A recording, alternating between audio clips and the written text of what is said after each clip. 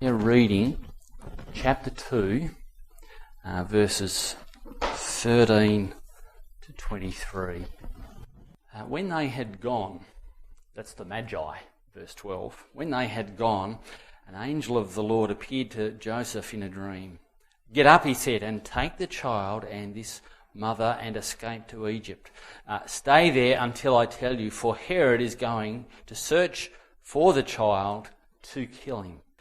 So he got up, took the child and his mother during the night and left for Egypt, where he stayed until the death of Herod.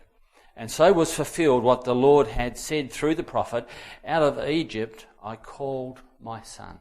When Herod realised that he had been outwitted by the Magi, he was furious, and he gave orders to kill all the boys in Bethlehem and in its vicinity who were 2 years old and under, in accordance with the time that he had learned from the Magi. Then what was said through the prophet Jeremiah was fulfilled. Voices heard in Ramah, weeping and great mourning, Rachel weeping for her children and refusing to be comforted because they are no more. After Herod died, an angel of the Lord appeared in a dream to Joseph in Egypt and said, "Get up, take the child and his mother and go to the land of Israel, for those who were trying to take the child's life are dead." So he got up, took the child and his mother and went to the land of Israel. But when he heard that Archelaus was reigning in Judea in place of his father, Herod, he was afraid to go there. Having been warned in a dream, he withdrew to the district of Galilee, and he went and lived in a town called Nazareth. So was fulfilled what was said through the prophets. He will be called a Nazarene. On the 9th of December 2018, Pope Francis officially opened the Nativity Scene at St. Peter's Square. It had 17 figurines in it, dressed in traditional Maltese dress, as well as a replica of a traditional Maltese boat. The Pope said the story of Jesus' birth echoes the tragic reality of migrants on boats making their way towards Italy from the Middle East and Africa today. To quote him, he said, "The sad experience of these brothers and sisters recalls that of baby Jesus, who at the time of his birth could not find a place to stay when he was born in Bethlehem," said the Pope. He went on to invite those who visit the Nativity Scene to rediscover the symbolic value, which he called a message of fraternity, of sharing, of welcome and solidarity as they look at the Nativity Scene in Maltese dress and costume. According to the Pope, Christmas has symbolic value. Jesus has modern meaning by analogy. At one level, when you think of it like that, it sounds really attractive. Symbolism can be powerful for us. Think about Anzac Day and all that symbolism and how that powerfully shapes Australian culture and thinking. It resonates deeply. But there's a bit of a catch with symbolism. It's only ever as strong as the resolutions you make about the symbol or what's being suggested by the symbol to you. The symbols themselves don't supply the power to change you. Just give you the idea and you're left to do it yourself.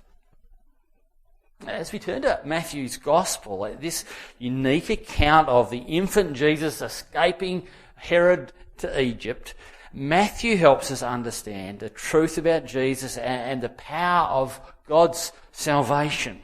The life of Jesus is not about symbolism. The life of Jesus is about God's powerful salvation in a person. Jesus, the Son of God. This one we've been reading about now for a few weeks in Matthew's Gospel.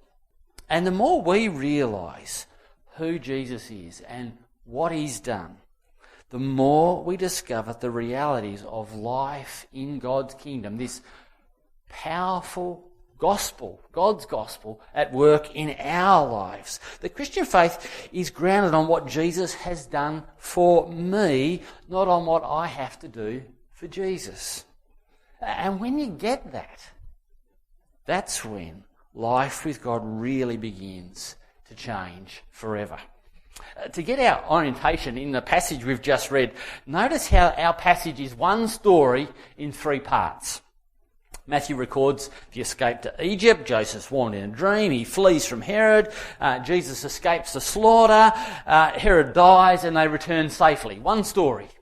But in verse 15 and then in 17, Matthew speaks of Old Testament fulfillment. Do you see that there? Verse 15, and so was fulfilled what the Lord said through the prophet. Verse 17, then what was said through the prophet Jeremiah was fulfilled. And actually down in verse 23, after Joseph resettles in Nazareth, Matthew recognises that the prophets anticipated that they would live in Nazareth. Jesus would be called the Nazarene. One story, three parts. Right through our passage there's this theme of fulfilment. We've been seeing that a bit already, haven't we, in Matthew's Gospel? Three parts, one overarching point. Jesus is the source of our salvation. Jesus is the source of our salvation. Let's make a start looking at verses 13 to 15 in our passage. It's a unique circumstance where God sends Joseph, an angelic messenger, in a dream, warning him to escape to Egypt. The timing in all this is really quite tight, isn't it? Verse 12, the Magi have just returned home by another route, but Bethlehem's only 5 miles from Jerusalem. Herod searching for Jesus is not going to take days, just hours. Joseph flees in the night. Jesus is kept safe. Matthew says this fulfilled what the Lord said through the prophet, out of Egypt I called my son. Now, as we look at this first fulfillment, Matthew's quoting Hosea 11. And if we look it up, it's on the screen, you discover it's actually not a direct prediction that Joseph would take the Christ child to Egypt. And so it gets a little bit confusing for us. What we find in Hosea 11 is the prophet speaking in broad terms about God's love for his people Israel. God is pictured as a kind father who's raised his son with great care. But Israel, his son, well, in Hosea's day, they're just giving God the cold shoulder. Hosea 11 is kind of almost like God reminiscing. When Israel was a child, I loved him, and out of Egypt I called my son. Verse 3, it was I who taught Ephraim, that's another word for Israel, to walk. I took them up by their arms. Verse 4, I led them with cords of kindness. I bent down and fed them, says God. The people of Israel in Egypt was all part of God's plan. In childhood, they were called by God into a life of faith that trusted God to save them out of slavery in Egypt and into the promised land. Now, Exodus 4, when all that was underway, one of the things we learn in Exodus 4 is God speaks of Israel being his firstborn son. And God's purpose in saving Israel, his firstborn son, is that he would raise a faithful son to serve him. All this is in line with what God had promised to Abraham to bless the world. Remember, the nations of the world to be blessed through Abraham's family. Well, this is Israel. God is calling Israel to be a faithful son to serve him, to serve God's salvation purposes, to advance what God was doing in the world. But in Hosea's day, it's all cold shoulder from an ungrateful son. Verse 2, the more they were called, says Hosea, the more they went away to the false gods. The unfaithful son, we learn in Hosea 11, is going into exile. A foreign king will rule over Israel and enslave them just like the days of Egypt, because they refused to return to the Lord. Yes, Israel, the firstborn son, will go into exile, but in merciful love, God is actually still planning something, and he speaks of this in Hosea 11. The day will come when the Lord will roar like a lion, says Hosea. Then his children will come home. They shall come trembling like birds from Egypt. Hosea anticipates a saving visitation from God, despite the unfaithfulness of the son. A new exodus. God's plans for salvation will come through the firstborn son. Out of Egypt I called my son. That's what Hosea is saying. As Matthew reflects on Jesus' escape to Egypt, knowing that Jesus is the Messiah, he recognises a fulfilment. Not a particular prediction, but a culmination of a biblical pattern fulfilled. God, in special love for his firstborn, calls him out of Egypt and into the promised land. And Jesus will be the true and faithful son. All that Israel failed to be, Jesus will never fail to be. Jesus will be the true Israel. He will embody all that God's people should have been. Israel constantly fell and failed, but the true son will be loyal and faithful and fulfill all that God calls him to be and do. As we'll see in a few weeks, in Matthew chapter 4, if you just glance over, you'll see it's the temptation in the wilderness. The faithful son in the wilderness, staying true even under the greatest pressure, not caving into temptation and sin, but living faithfully for God. It's no accident. Jesus, in a sense, can I use the word recapitulates the life of Israel, but it's in one faithful man, the true son, being faithful to God and serving God and all his purposes. Now I know as we've been reading this, it's pretty multi-layered, and maybe that's the first time you've come across those things. I don't know. If you had Matthew chapter 4, these first verses we've been reading as your morning devotion, one morning at home at the kitchen table, you're reading them. Unless you've got a study Bible and a real detective eye like Miss Marple, you're probably not going to connect all the dots that we've just been walking through. But one thing I reckon we need to notice is the way that Matthew's reading the Bible. He's not picking up his Bible and looking for moral lessons of what to do. But he's picking up his Bible and seeing what God is doing. He's picking up his Bible and discovering how God keeps his promises, the faithfulness of God to save. And he's picking up in his Bible and he's seeing that Jesus is the one true faithful son. And because he's reading it in that way, he's finding hope from God for him. Christian faith is grounded in what Jesus has done for me, not what I need to do for God. And when you get that, when you get the faithfulness of the one true son for you, the more you comprehend that, the more life with God will awaken for you in new and changing ways. The second part of the story is ugly, and it's got big questions hanging over it, I reckon. You see it in verses 16 and 18. Verse 16, when Herod saw that he had been outwitted, he's furious. Herod wants to stay king. Yes, his authority has been ignored by the Magi, but that's just the tip of the iceberg. You remember back in verse 3, we read last week, Matthew told us Herod was disturbed by the news of the child born king. Herod's a king who murdered two of his own sons when he got a whisper that they were going to undermine him and take his throne. He was a ruthless, vindictive man. Herod wants to stay king at any cost. And so he kills all the boys in Bethlehem under the age of 2. Jesus must be eliminated, you see. He wants to stay king. Given the size of Bethlehem, we're probably talking somewhere between 12 to 20 boys being killed, 12 to 20 families heartbroken.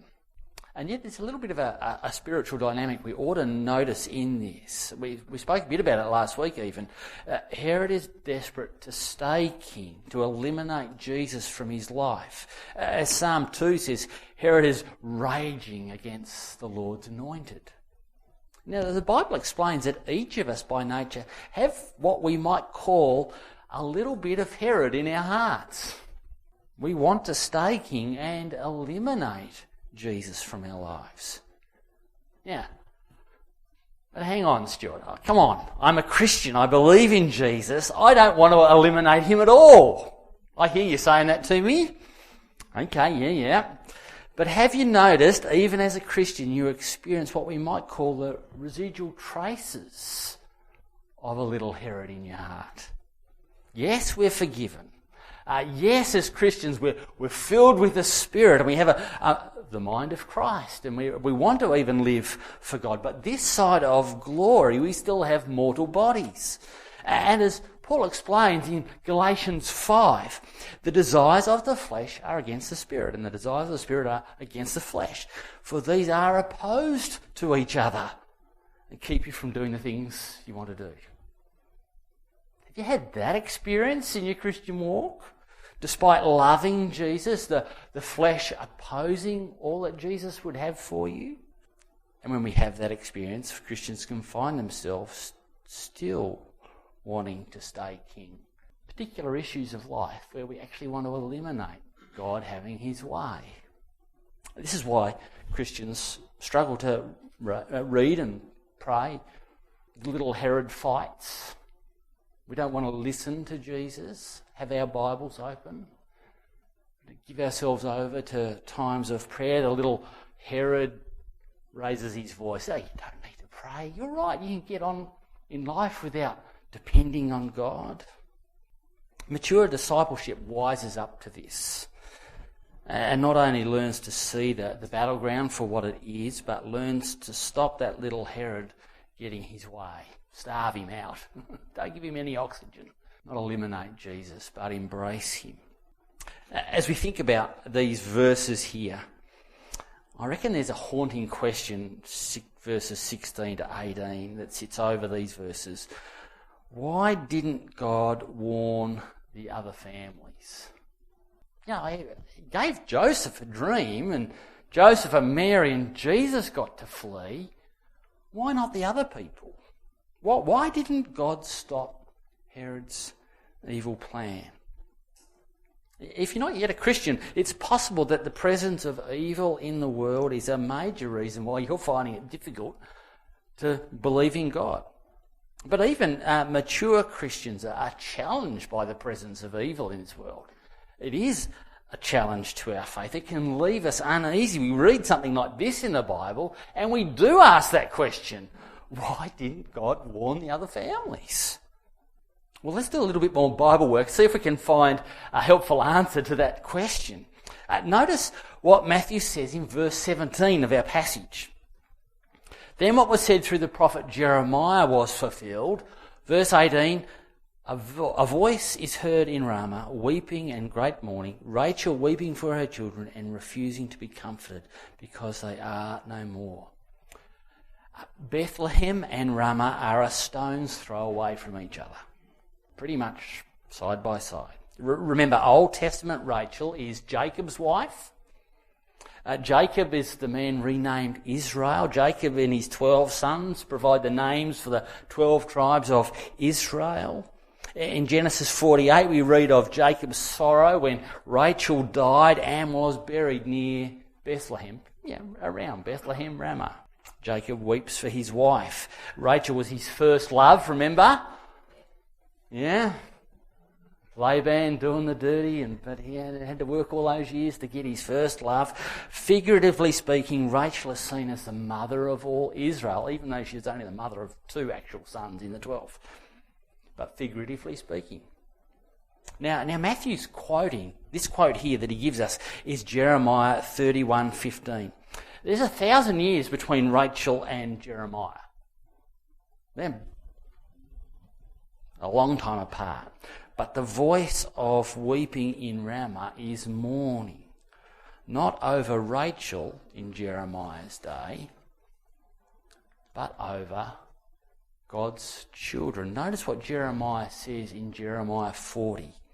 Ramah is the place where all the captives were assembled before Nebuchadnezzar's army marched them off to Babylon. And so they wept. In Jeremiah 31:15, God's prophet pictures Rachel weeping from her grave, refusing to be comforted because the children of Israel are no more, being carried away. But Jeremiah 31 is fascinating, rich with hope and comfort amidst the tears. Now, notice Jeremiah 31:9. God says he is the father of Israel and Ephraim. Ephraim's another word for Israel. Is his firstborn. There's that firstborn idea again. And in verse 16, the Lord says, keep your voice from weeping and your eyes from tears. They shall come back from the land of the enemy. There is hope for your future, declares the Lord, and your children shall come back to their own country. Yes, there is great suffering and weeping now, but it's not the last word. It's not the end of the story. And in Jeremiah 31:31, God promises a new covenant. A time is coming, declares the Lord, when I will make a new covenant. I will be their God and they will be my people. The Old Testament promise of hope and a future is given even as the voice in Ramah is weeping. Now I'm hoping in all of this we're building a picture of what Matthew is seeing. Matthew says a voice is heard in Ramah. All those little boys were brutally taken away. People are left weeping. They are no more. And yet it's not all they have. It's not the last word on their life. Yes, it's a day of great tears, great suffering, a day of evil, but it's not all that's happened. There's hope and comfort to be found because the true Son, the faithful Son, has been spared. The faithful Son has fled to Egypt, and a time has come for God to establish his new covenant with his people through Jesus Christ, his saving King. So yes, the tragic death of these boys is hard to comprehend. But what if, in the limited nature of our minds, we are incapable of reconciling something of infinite importance as God deals with evil once and for all in this world? What if God in this moment is actually still in control and at work to put an end to death and evil in a better, more permanent way than we might have imagined? Matthew wants us to see that God spared Jesus so that Jesus could die another day. And that by his death on the cross and his resurrection on the third day, that this faithful, true Son that God spared would conquer death and evil forever in this world. That this Lord Jesus, this saving King, would establish a kingdom in which there is life and where evil is banished forever. Now, I know as we look at this thing, it's possible you might have far more questions about the problem of evil than I've answered just now, and well, we should talk about that later if you've got more questions. But I'm hoping you can see Jesus' great escape in Matthew's eyes is all about God's people finding their own great escape into life with God, into the kingdom, this kingdom that is everlasting, this kingdom of hope and comfort in this not right world, because life with Jesus becomes everlasting life. Notice where Matthew takes us in the remaining verses of our passage, 19 to 23. Herod dies. Joseph gets the green light from God to return to the land of Israel. The true son is coming home. Initially, verse 22, Joseph's headed for Judea, but Herod's son's on the throne. Joseph's afraid, so he withdraws to the district of Galilee, lived in Nazareth. Why is Joseph going to Judea first? Well, perhaps he's thinking, son of David, all the kings are meant to be in Judea. Makes a bit of sense for Jesus to be raised there. But they end up in Nazareth, the old hometown. Matthew says in verse 23, this is the fulfillment. He will be called a Nazarene. Now here's the thing. In Matthew's day, everyone in Judea, and especially Jerusalem, everyone thought Galileans were the unsophisticated hicks from the sticks. They just really talk slow in Nazareth. Okay, and they looked down on them. Okay, it was a nowhere place, a nothing town. No one of any consequence came from Nazareth. Actually, you remember John chapter 1? Remember Nathaniel and Philip having that conversation? Nathaniel's from Cana of Galilee, so Galilee's not Cana's better than Nazareth. Nathaniel says, can anything good come out of Nazareth? Everyone, the common answer to that was, well, no, nothing good comes out of Nazareth. People of Nazareth were nobodies, despised, rejected people. Jesus, the true son, is called out of Egypt and settles in Nazareth to be numbered amongst the despised and the rejected, to be looked down upon. And this is the link Matthew picks up in his mind as he's got his Bible open. Notice how Matthew says prophets, plural. He doesn't name Jeremiah like he did before. Matthew in his mind has many places in the Old Testament where the idea of God's saving king being despised and rejected would be a part of the king's work. If you're looking at the outline, you'll see I've listed quite a few for you there. You can follow them up later where the Old Testament speaks of this. Matthew doesn't give a direct quote. He just gives the collective sum up of prophetic word on this. The despised Nazarene, he will be called. Of course, famously, Isaiah 53. Can I read a verse for you? He was despised and rejected by men, a man of sorrows, familiar with suffering, like one from whom men hide their faces. He was despised, and we esteemed him not. Friends, Jesus lived knowing the good life was not to be measured by pleasure or pain, but by faithfulness to God. His constant prayer, not my will but yours be done. And the last time Jesus prayed that prayer, it cost him his life. He was arrested.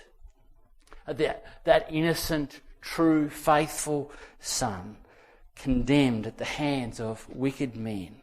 And yet what was meant for evil, God used for good. By Jesus' death on the cross and his resurrection on the third day, once and for all time, Jesus overcame sin and death and evil and established his rule and reign and his kingdom of life. And as living Lord, Jesus will return in judgment, and he will ensure that all evil is put to an end. Punished rightly. His judgment will be just. But for God's forgiven people, Jesus' return will be our great consolation. He has promised a new creation, a day when he will wipe away every tear from our eyes, and death shall be no more. There will be no more mourning, no more crying, no more pain, no more days like there were in Bethlehem. For the former things will have passed away. God's salvation comes through the suffering of Jesus, the suffering of Jesus in our place. God spared him in Bethlehem so that he could die another day. Jesus escaped so that you and I might escape sin and death and evil forever. And in him, God's salvation is found. He is the source of our salvation. And this is what Matthew wants us to know. One story in 3 parts, pointing us to Jesus. Now here's the thing. To the extent that you know, God did not spare his own son, but gave him up for you. You will live realising God will graciously give you all things.